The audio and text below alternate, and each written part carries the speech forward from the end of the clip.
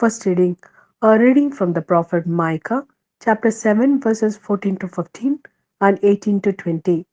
With shepherds, crook lead your people to pasture, the flock that is your heritage.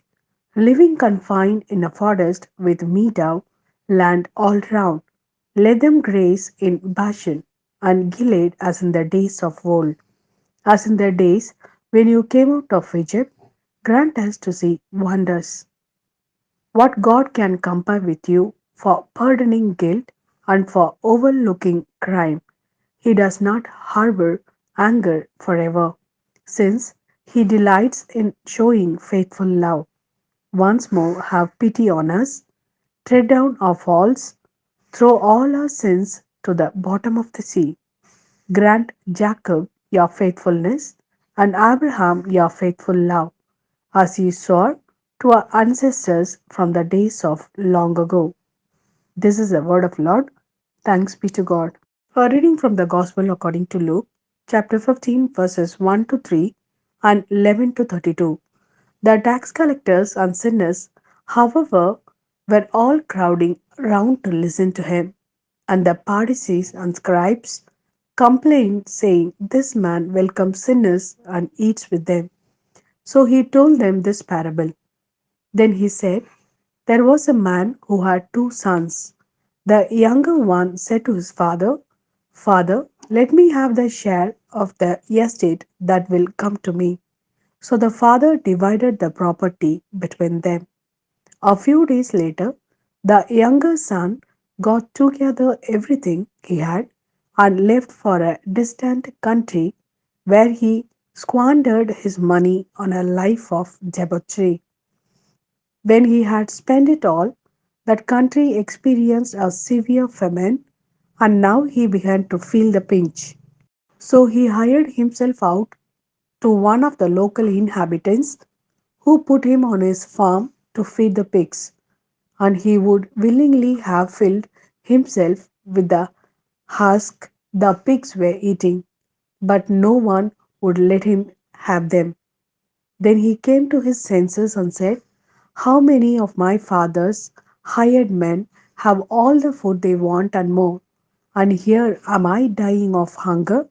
I will leave this place and go to my father and say, Father, I have sinned against heaven and against you.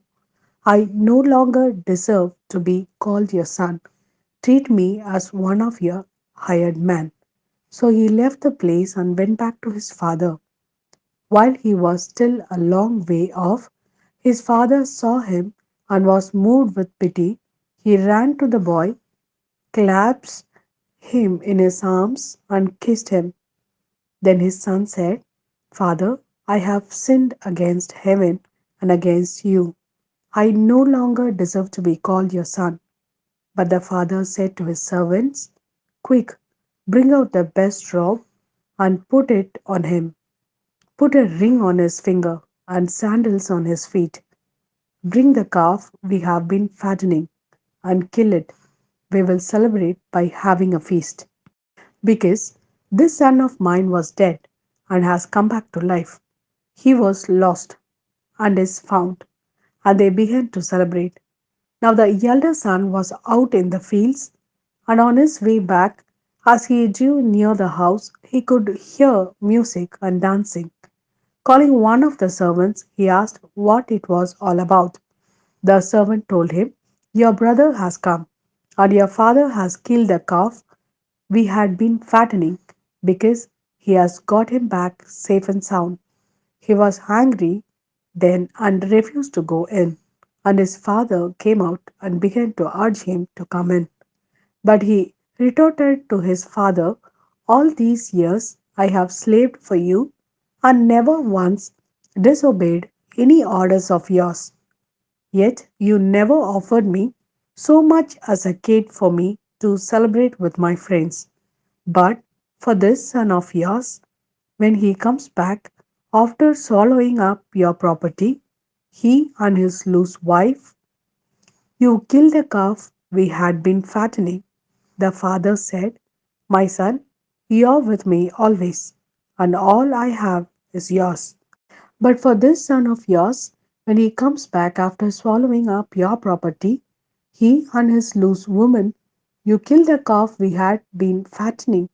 The father said, my son, you are with me always, and all I have is yours.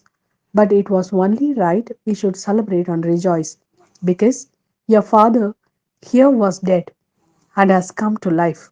He was lost and is found.